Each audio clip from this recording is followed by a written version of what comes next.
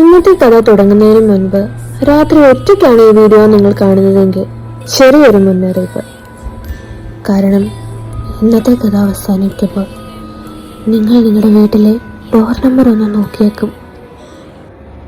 ഈ കഥ നടക്കുന്നത് ടോക്കിയോ നഗരത്തിലാണ്. ഏതിൽ എന്ന ഒരു കോളേജ് സ്റ്റുഡൻറ് അവിടെ താമസിച്ചിരുന്നു. പഠനത്തോടൊപ്പം പാർട്ട് ടൈം ജോബ് ചെയ്ത് ജീവിക്കുന്ന ഒരു സാധാരണ ആളായിരുന്നവൻ. ഒരു ദിവസം അവന് ഒരു പുതിയ അപ്പാർട്ട്മെന്റ് കിട്ടി. ടോക്കിയോ പോലൊരു സിറ്റിയിൽ വളരെ കുറഞ്ഞ റെന്റിന് അപ്പാർട്ട്മെന്റ് കിട്ടുക അത്ര ഈസി അല്ല. അവന് ഫ്രണ്ട്സ് എല്ലാം അവനോട് ചോദിച്ചു, ബ്രോ ഇത്ര ചീപ്പായ അപ്പാർട്ട്മെന്റ് എങ്ങനെ കിട്ടി? ഏതും ചിരിച്ചിട്ട് പറഞ്ഞു, may be it's my lucky day. അവൻ അങ്ങനെ പുതിയ അപ്പാർട്ട്മെന്റിലേക്ക് ഷിഫ്റ്റ് ചെയ്തു. ബിൽഡിംഗ് കുറച്ച് പഴയതായിരുന്നു, പക്ഷെ ക്ലീൻ ആയിരുന്നു. ആദ്യ ദിവസം മുതൽ ഏതിനൊരു കാര്യം നോട്ടീസ് ചെയ്തു. അവന്റെ റൂമിന്റെ അടുത്തുള്ള റൂം 407.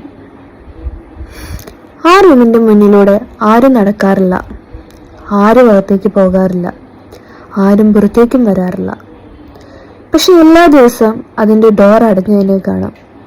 ആദ്യം എന്തൊന്നും ശ്രദ്ധിച്ചില്ല, പക്ഷെ പയ്യെ പയ്യെ അവനത് ശ്രദ്ധിക്കാൻ തുടങ്ങി. അങ്ങനെ അവന് ക്യൂരിയോസിറ്റി കൂടാൻ തുടങ്ങി. ഒരു ദിവസം കെയർടേക്കറിനെ കണ്ടപ്പോൾ അവൻ ചോദിച്ചു, എക്സ്ക്യൂസ് മീ, റൂം നമ്പർ 407 ആരാണ് താമസിക്കുന്നത്? കെയർടേക്കർ കുറച്ച് സെക്കൻഡ്സ് അവനെ നോക്കി നിന്ന്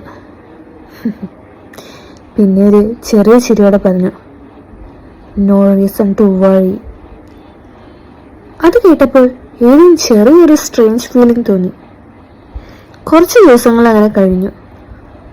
ഒരു രാത്രി കോളേജിലേക്കുള്ള അസൈൻമെന്റ് ചെയ്തപ്പോൾ ഏതിനൊരു ശബ്ദം കേട്ട്. അവൻ തലയുയർത്തി നോക്കി. മതിലിന്റെ മറുവശത്ത് നിന്നാണ് വരുന്നത്. ആദ്യം പൈപ്പിന്റെയോ അങ്ങനെ എന്തേലും ഒരു ശബ്ദമായിരിക്കും എന്ന് അവൻ വിചാരിച്ചു. പക്ഷെ അടുത്ത ദിവസം അതേ സമയം.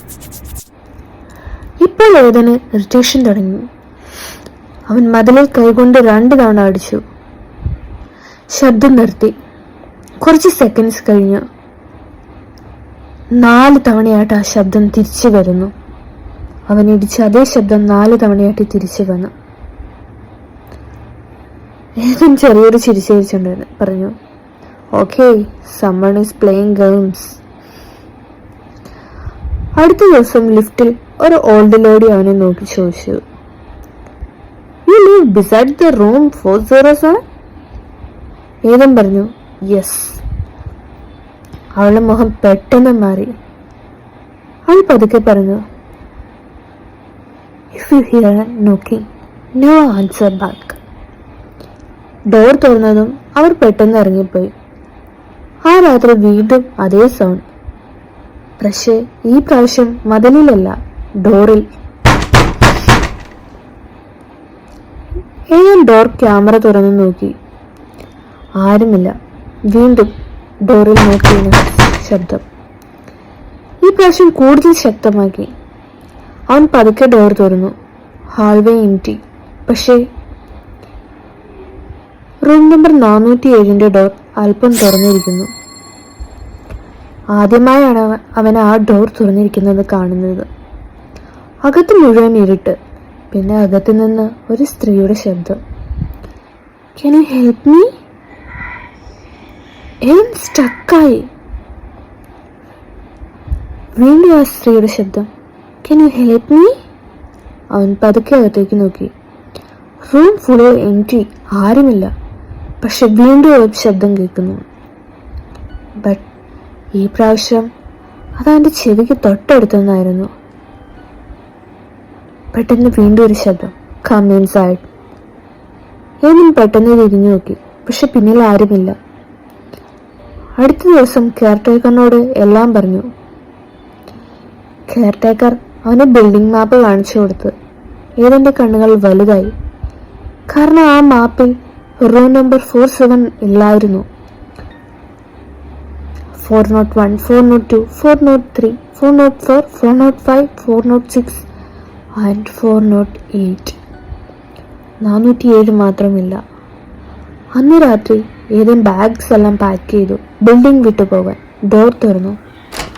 പക്ഷെ ഹാൾവേയിൽ ഇപ്പോൾ ഓരോ ഡോറിലും ഒരേ നമ്പർ, 407. ഹാൾവേയുടെ അവസാനം ഒരു സ്ത്രീ നിൽക്കുന്നു. അവൾ പതുക്കെ ചിരിച്ചു. You answered back. ഇന്ന് രാത്രി നിങ്ങളുടെ വീഡിയോയുടെ ഡോർ നമ്പർ ഒന്ന് നോക്കിക്കോളൂ. ഇനി ഇതുപോലത്തെ ഹൊറർ വീഡിയോസിനായി എൻ്റെ ചാനൽ സബ്സ്ക്രൈബ് ചെയ്യാനും ലൈക്ക് ചെയ്യാനും കമൻറ്റ് ചെയ്യാനും മറക്കരുത്. Thank you.